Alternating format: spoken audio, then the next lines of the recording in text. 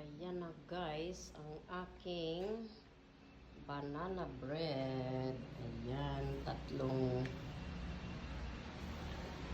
look itong aking ginawang banana bread. Ayan, malalaki ang kanilang mga biak.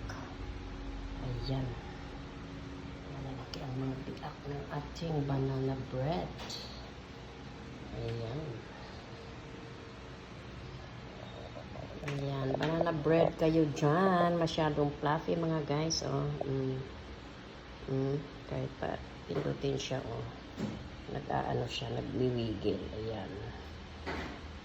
Yan, fluffy yan ang ating banana bread. So, i-stack natin yan sa freezer. Tapos, pagka gagamitin mo na, i-microwave mo na lang, ay parang bagong luto. Ayan.